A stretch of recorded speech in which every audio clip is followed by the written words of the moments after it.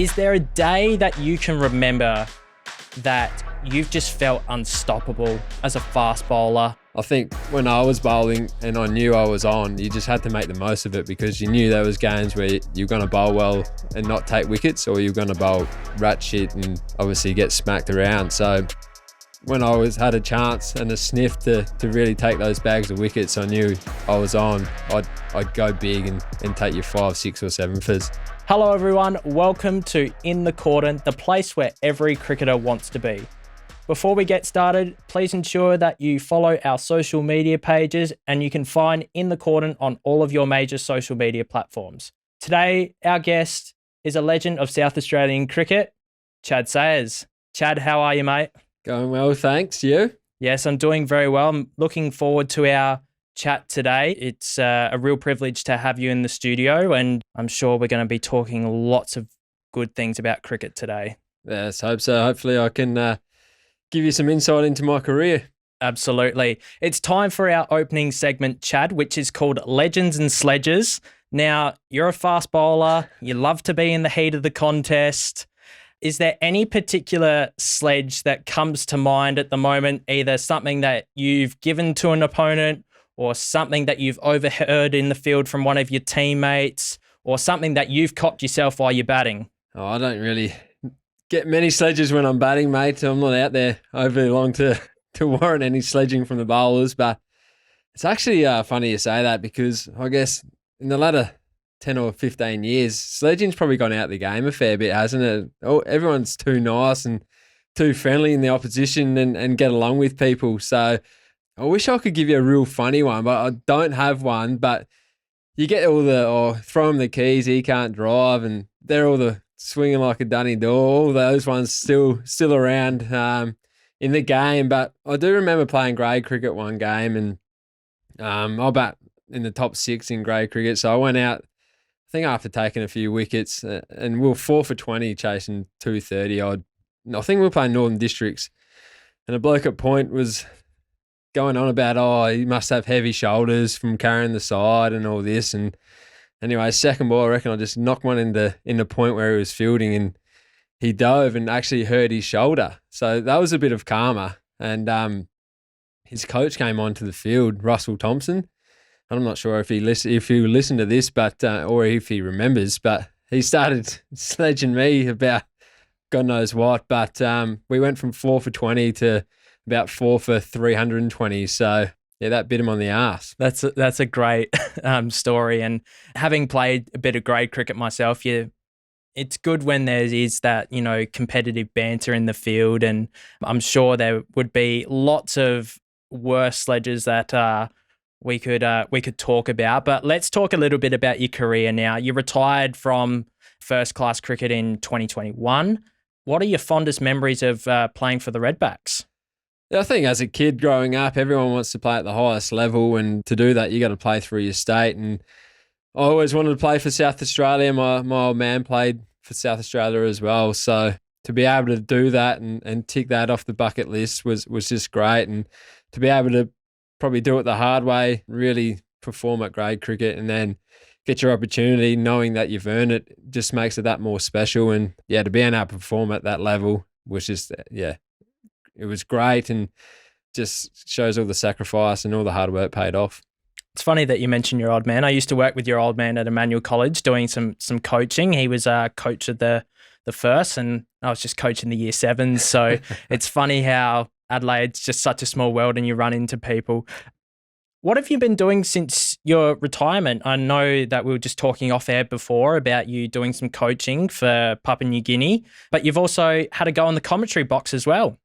Yeah, so pretty much straight out of retiring, I got a phone call from Carl Sandry, who was the coach of PNG at the time, and they were off to a 2020 World Cup, which it's pretty crazy that a little small country like PNG could be involved in. And yeah, I just wondered if I was keen to get my coaching underway and be the bowling and assistant coach and go over to Oman and be with the PNG side. So that was a great start to get the coaching rolling, and PNG actually played in Premier League in South Australian grade comp for a couple of years as well. So I had a little bit of a tie with them before that and knew a few of the players. So that was great to get the coaching side of things started. And I proceeded to be with them for 18 months and it's just come to an end in the last 4 months. So that's a great experience and great to put on the resume moving forward. And as you said, also done some commentary with SEN Cricket over the 2020 World Cup here in Australia just gone and the Big Bash as well.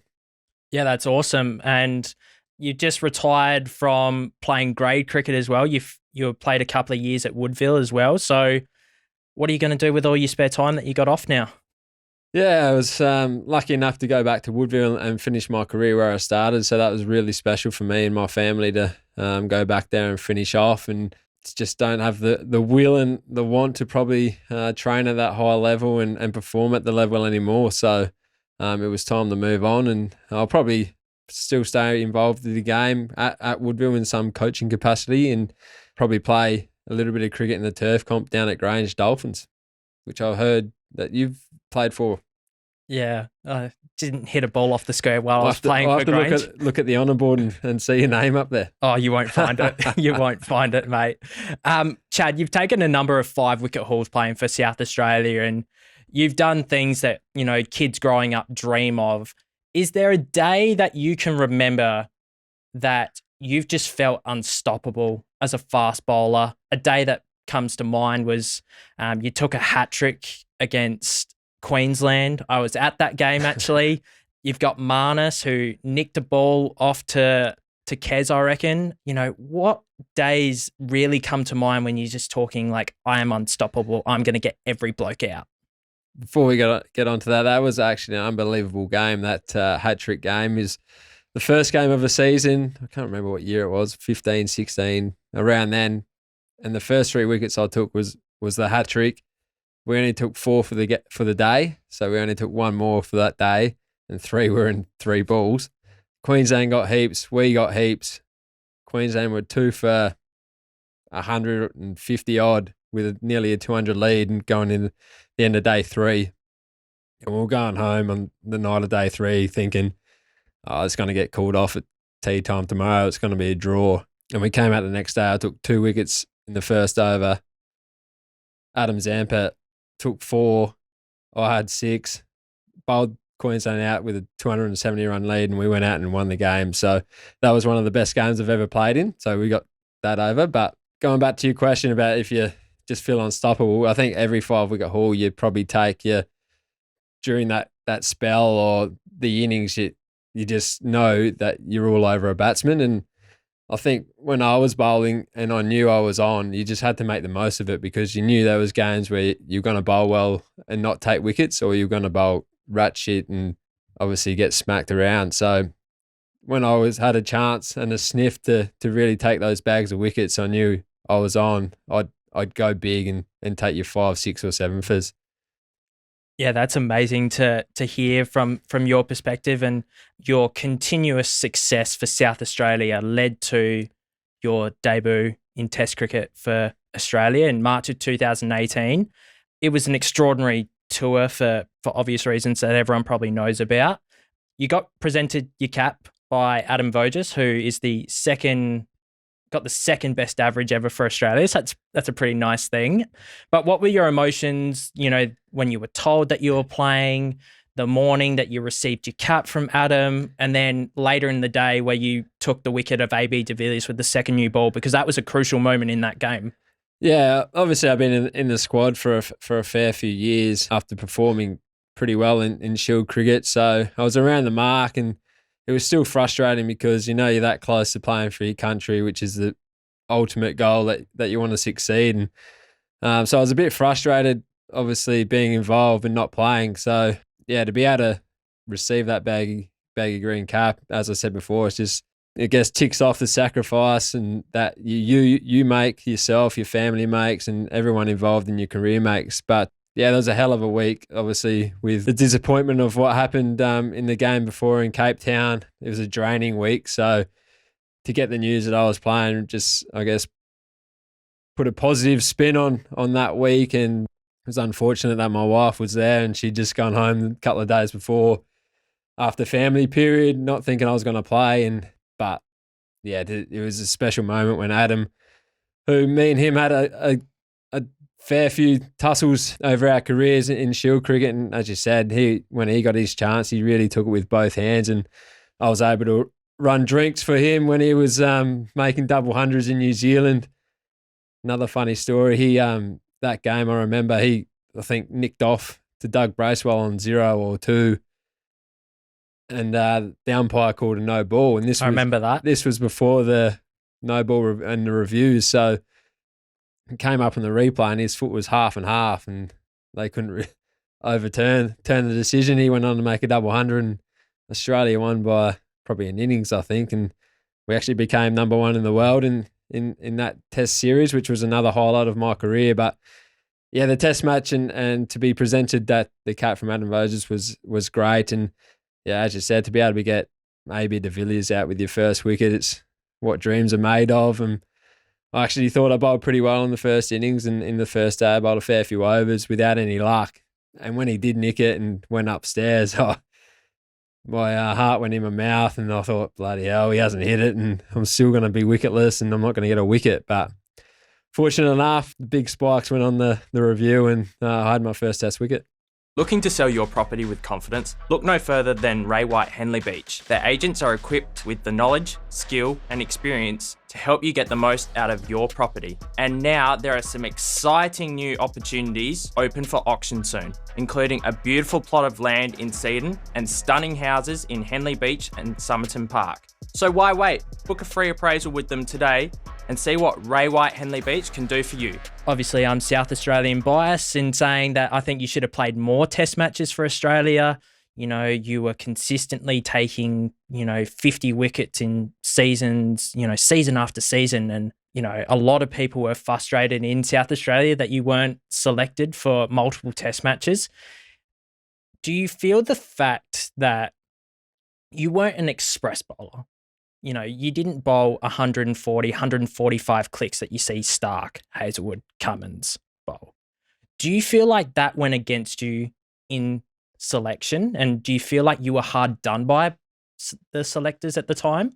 100% that went against me for most of my career.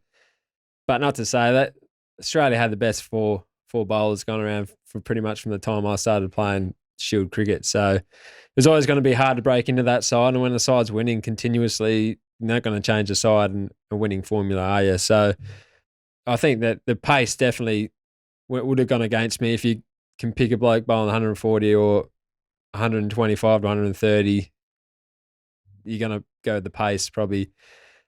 And that's what the selectors went with. Whether I'm hard done by, I probably didn't get to play when I was at my peak and performing my best. But as I said, the 4 bowlers that were playing were outstanding for Australia and still are. And Jackson Bird was another one who really excelled at Shield cricket and didn't probably play enough. Yeah, the funny thing that you mentioned Jackson Bird and probably Peter Siddle as well, who were similar type of bowlers to yourself. Between yourself and Bird was only 10 tests. I feel like, Jackson Bird played a lot more Test cricket than that. Yeah, and he performed when he got his opportunity as well. I remember I was over in New Zealand when he took a fifer and bowled beautifully. So he was definitely up to that level, and felt sorry for him as well. And he's probably in the same category as myself. Yeah, it's quite extraordinary. Chad, when did you feel like you were at your best? What's the best season that you can remember for South Australia? Oh, definitely when I took my 62 wickets the season before I debuted for Australia. As you said, I felt like when I had the ball in my hand, I was unstoppable. I was always walking over the white line thinking I was going to go out and take fifer. And I think I did that, 62 wickets, and took 0 wickets in one of the games against New South Wales at the SCG as well. So, yeah, I felt unstoppable that year. That's incredible to talk about. Chad, you love the Saka, you love South Australian cricket. How do you see the state of the Redbacks at the moment? There was a number of years ago that Mike Hussey came in and did a external review of, things that the Saka could do to potentially reshape grade cricket to therefore, improve the pathway for players looking to play for the Redbacks. How do you see the squad at the moment? Jason Gillespie's had 2 years at the helm, coming into the final year of his contract. How do you see the Redbacks at the moment? Yeah, I think results are the key, aren't they? And unfortunately for the Redbacks, they haven't been performing all that well. But now it's good to see some young local kids get their opportunity and perform. You got Daniel Drew in there now scoring hundreds for fun in grey cricket, gets an opportunity, scoring double hundreds at Shield cricket. So I think we need to breed our own talent, and there is enough there, I think, if they get the opportunities to become good Shield cricketers. I think our bowling stocks are really healthy. Nathan McAndrew, Wes Agar, Jordan Buckingham, Brendan Doggett's here. So we've got enough bowling depth, I think, to be a good Shield side as well and win games. We just need to be more consistent with our batting, get scores above 350 in the first innings and set the game up that way and have a total for our bowlers to defend. And one thing that we've seen is a lot of cricketers, come in from Big Bash and really surprise. And one of those for South Australia is Spencer Johnson. You would have obviously spent some time with Spencer. How do you see his rise in Shield cricket and obviously in the BBL formats as well? It's been pretty quick, hasn't it? I think that goes down to these previous seasons with his body. He was in the Redbat squad when I was at the back end of mine, and unfortunately for him, his body just kept getting injured and he couldn't get on the park for a continuous period. So now he's fit and strong. His body's holding up. He can put those performances in club cricket, bowling 20, 25 overs in a game. And Brisbane took a punt with him, I guess, and he performed well in the Big Bash. He's bowling 140 to 145, which is great, swinging the ball, getting wickets early, which is what we want as a bowler. So, and then to get an opportunity with the red ball as well and take 5 for in your first game, what a start. And it's a rapid rise for him. I hope they don't burn him out too quickly. And I know he's in the Australia A side as well, which is great, but let him just find his feet at Shield cricket, perform for a couple of seasons, and if you can do that, then I'm sure he's set for bigger things. Chad, I just wanted to ask you a couple of questions about being in the media. You talked earlier in the show about doing some work for SEN. Is it difficult to make comments about blokes that you've played with? Nah, I don't think so. I'm a pretty straight up and down bloke, so I'm going to say it how it is. And I guess when you go into the media, that's your job, isn't it, to have opinions on people, and whether it's having an opinion on a bloke you know or having an opinion on a bloke you don't know. It's probably easier to have the opinion on a bloke you don't know than one of your mates, pretty much. So, but I guess that's what you get when you go into the commentary box or into the media. You're there to comment, and I'm going to tell it how it is. Australia's just announced their squad for the World Test Championship final and the Ashes, and to me, it's quite surprising to see that a bloke like Michael Neser is not picked, and I'm going to say, really unpopular opinion, and I don't think that Scott Boland should have played that test match at the MCG. I thought Neser had been around that squad for a good 2 or 3 year period as pretty well the 12th man, and Boland's just been able to race in front of him in the pecking order, which is good on Scotty, but I still feel like that's pretty rough on Michael Neser. And you're someone that's had, problems with the selectors and, being on the unlucky side of things. What advice would you give to someone like him at the moment? And overall, what are your thoughts on the squad? Yeah, I think that is one of the most unluckiest selections, Michael Neser not being in that squad. He's a swing bowler, seam bowler, and England can be conducive to that, can't it? With the Duke ball, it can swing around corners. So, for him not even to be in the squad is pretty disappointing, especially after another 40-wicket season, probably nearly 400 runs I think he got. So his all-round ability, he's a great fielder as well, great team man. So not to have him in the squad is pretty disappointing, and he'll be flat about that. But as you know, it's a tough sport, isn't it? You can only pick 11 players in the side, 15 on tour or whatever they're taking. So he just got to keep his chin up and keep performing. And if there is another injury, then he slots in and he'll take it with both hands. And I think Scotty Boland obviously is a great bowler and he's performed at Shield level as well, but he probably has been lucky in his test matches he's played on conducive wickets and he's put the ball in the right areas and he's got the rewards. So he definitely warrants his spot in the side, I think, now after performing in most matches he's played. And I think it's another strong squad. We see Josh Inglis back in as a backup keeper. Mitch Marsh comes back in, whether or not he plays at that number 6 or 5. Looking forward to Travis Head performing well again, and hopefully Alex Carey can have another good series. Trav started off the Indian tour on not the most positive note after being dropped from the first test, and you were really critical on Twitter about your support of Travis Head and, what a interesting decision it was by the selectors to leave him out of that game, because as soon as Pat at the toss was like, oh, Trav's not playing, I was just like, oh, he must be injured. But yeah, that was a complete shock. And I understood Hanscom playing in those conditions, and he was one of the batsmen that really stood up in those first two tests when Australia were not performing at their best. But what's your relationship like with Travis Head, and how did you see that Indian tour as well? They were pretty good mates, still chat all the time and talk. So he obviously was there for my whole career at the Redback, so he had a pretty strong bond. But yeah, I thought it was astonishing that he didn't even get picked in that first test.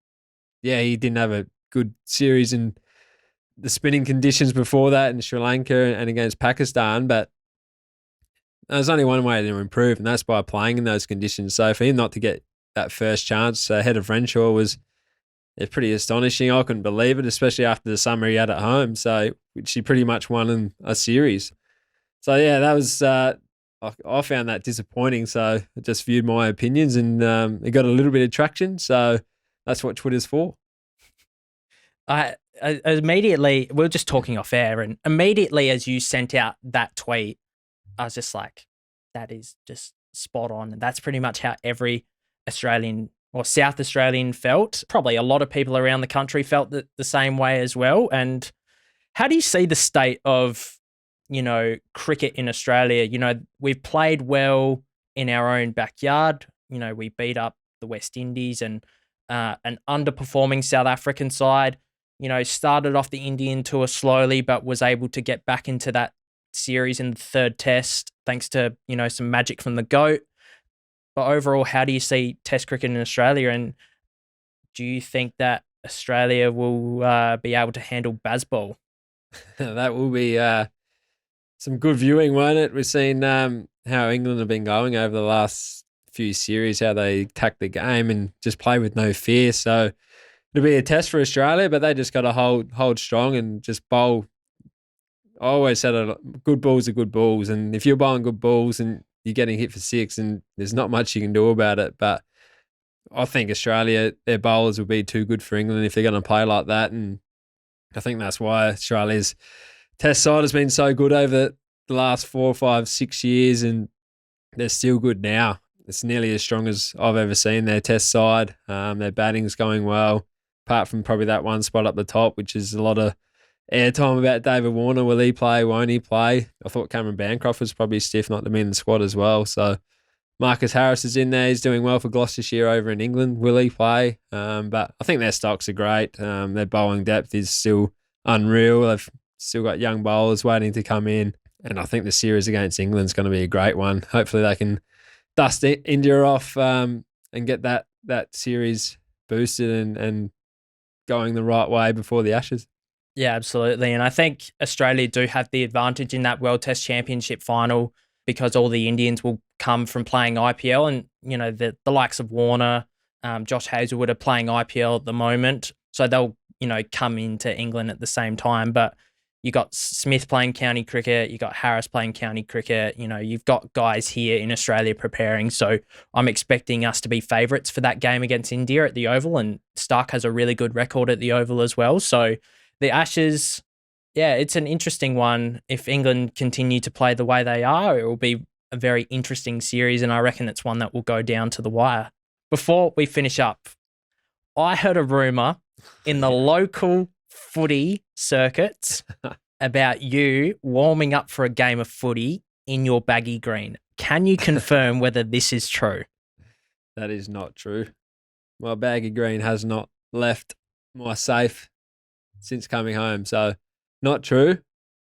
But I did play a couple of games of footy down at Flinders Park last season in the D grade with a few mates, and can confirm that my boot was red after that game. So yeah, I heard it was a bit of leather poisoning against Lockleys. I think 45 each game, couple of goals, so that was enough for me.